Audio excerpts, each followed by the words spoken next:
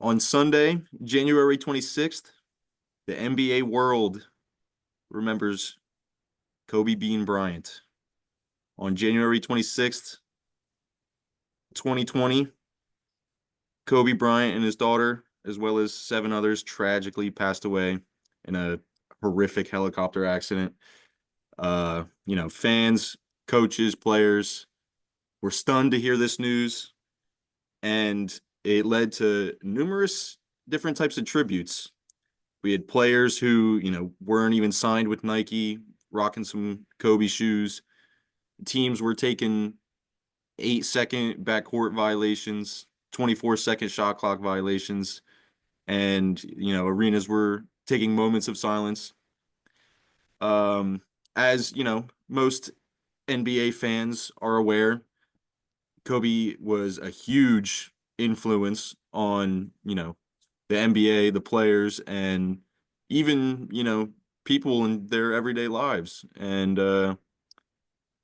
he showed the world that hard work and dedication can surpass God-given talent in any field.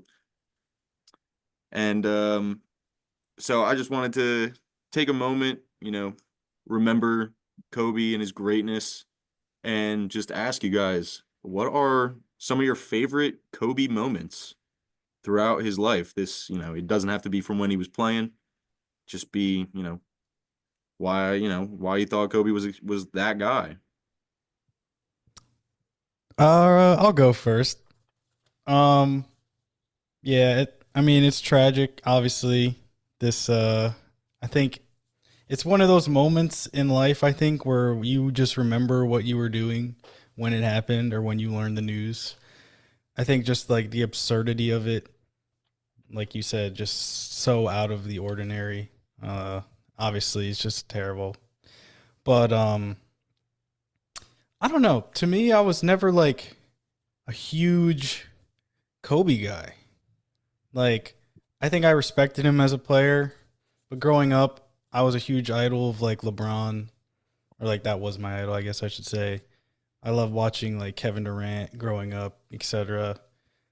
But I don't know. I was just never really. Maybe if I was born a couple years earlier and watched like prime, three-peat Lakers with Shaq, it would have changed my kind of my outlook on it.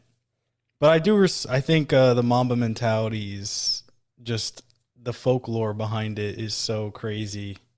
And I remember hearing a story of Karan Butler mentioning this on a podcast with Duncan Robinson. So, in 2004, this was after the Lakers had lost to the Pistons in the NBA Finals.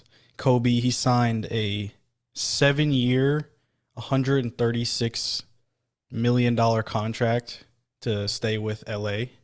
And I think at the time that was like the biggest contract in league history, at least in terms of like total value, not like per year value. But so again, Karan Butler, he came over that I guess off season in the trade that sent Shaq to Miami. So he was, pretty tight with Kobe that year. And he said the second he signed that contract, he turned to Karan and asked him if he was ready to black out. And I think a lot of people in their minds might think, oh, he's probably like wants to party, right? Like he's going to go out and do whatever because he's wants to celebrate this huge achievement, this huge contract that he just signed. He said, no, we're going to meet in the gym tomorrow at 7 a.m. Be ready for like the hardest workout basically of your life. And I think, I don't know, there's something to be said, I think, about a guy who signs a contract, again, like the biggest contract basically ever in the league, and is just ready to get right back to work the next morning. Like, and grind, like, to a point where they literally, he said, like, they were, doing this crazy workout, and he said he started seeing like stars he like could not see. He was about to pass out.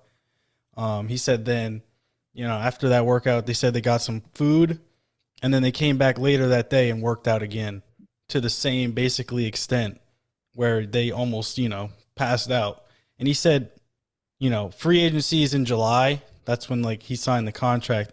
He said they did that basically every day up until training camp in like late September, early October.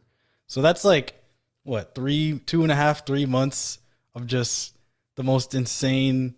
And I think that's just again Kobe, his insane determination, his insane like work ethic. I really feel like it's unmatched. Really, maybe in sports, but I thought Karan, he had a good line. He said, "When motivation runs out, does your discipline like start to kick in?" I feel like that's a really good like, I don't know, just way of like going about life, you know? Because I think at the end of the day, a lot of these NBA players are obviously have great work ethics, but I think when it came to Kobe, it was like, I could stop here, but why not run another like 20 miles? Why not wake up at 3 in the morning and get like 1,000 shots up before anyone else is even awake? And I feel like that's just really speaks to his personality, like again, his work ethic. And I'm sure there's a million stories just like that you could hear, but I felt like that one was pretty interesting. Um, so yeah, I don't know. I could probably, like I said, I could go on forever, but that one's pretty cool. Let me hear that quote again. Well, I don't know. It's not really a direct quote, but he said essentially, when motivation runs out, does your discipline kick in? I like that. Because, I like, like that. you That's know, pretty good. obviously, like I said, they're all motivated to go out there, be the best, best basketball player they can be. But at a certain point, you're like, all right, I'm done. I'm ready to go home. I'm an NBA player. Like, at the end of the day, I'm still getting paid for this. I don't think anyone thinks I'm going to be like the greatest of all time, but you got to push through that. I feel like Kobe consistently did that, and that's what made him so great. Yeah, that's good stuff, Jorie. Pretty good stuff. I never heard that story. That's pretty cool to hear. But it doesn't surprise me. It's Kobe after all. I was when I was trying to think of this, I was trying to think of like, some memories I have of Kobe playing and stuff like that. The first memory I could think of that came to mind was, and I looked up the game too. It was February 5th of 2013. It was Lakers versus Nets because I obviously am a Nets fan. I only watched the Nets. If you didn't play on the Nets, I hated your guts. It didn't matter. And the way I thought of Kobe, I knew he was a legend. I knew he was, great and all that, but he was older. He obviously wasn't as good as he once was. So I did kind of doubt him a little bit. Later on in that game, uh he gets the ball, he drives, he dunks on Gerald Wallace and Chris Humphreys. Same dunk. Like two super athletic players. This guy's in his mid 30s. And he earned my respect from there on out because I had just started watching basketball at that time. So that taught me to never doubt Kobe Bryant because he will surprise you. And we obviously saw that in his last game too, where he dropped 60, which, thank God we were able to watch that. But I think what spoke to me the most about Kobe was his off court interviews. And that's, I think, where his Mamba mentality really showed. Like post game conferences, job's not finished. I think that's any athlete can, respect that. I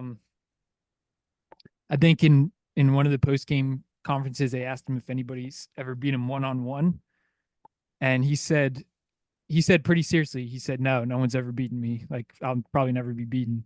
Who beat you in one-on-one if it ever happened in practice? No one.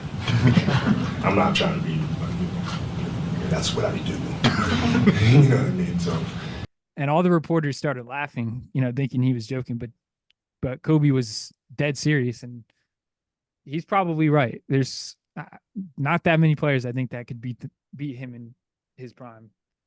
So, yeah, just the way other players talk about him, like Chris Bosh had said in an interview that I think it was the off season, they were playing for Team USA.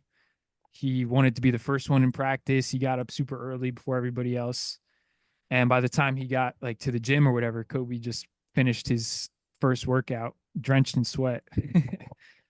So I think, I mean, like Jory said, I don't think there's any player probably in sports that had, as good or better work ethic than Kobe. Yeah. Yeah. I mean, Kobe all throughout his career, like, when I was first getting into basketball and all that stuff, like everybody was telling me like, oh yeah, that guy Kobe's really good. Like he's a good scorer, but he does not pass. And I mean, he's high up on that all-time assist record or assist list. But I did see, uh, I think it was after he retired, he was doing an interview on like some late night TV show or whatever it was, and he was like, you know, players come in, they come in 15 minutes before practice. As soon as practice is over, they leave, and then they think I'm gonna pass them the ball in game. Like you're not putting in the work to deserve this ball, especially from me, because I'm putting in the work. And I can kind of relate to that sometimes when I'm out playing with you guys. I don't really like passing because you guys don't put the work in like I do. But Okay. All right, buddy. but just real quick, a couple of like clips and stuff that I'm sure most people have seen. Um, when Matt Barnes is taking the ball out on the baseline, like pump fakes the pass right in Kobe's face, and Kobe's just like doesn't blink, doesn't flinch, locked in. And honestly, one of my favorites, and we saw it on, I think, the Redeem Team documentary. He said when they were playing Spain, Kobe was like, first play of the game, I'm finding that guy Pau Gasol and I'm running right through his chest. And this is when him and Pau are teammates on the Lakers.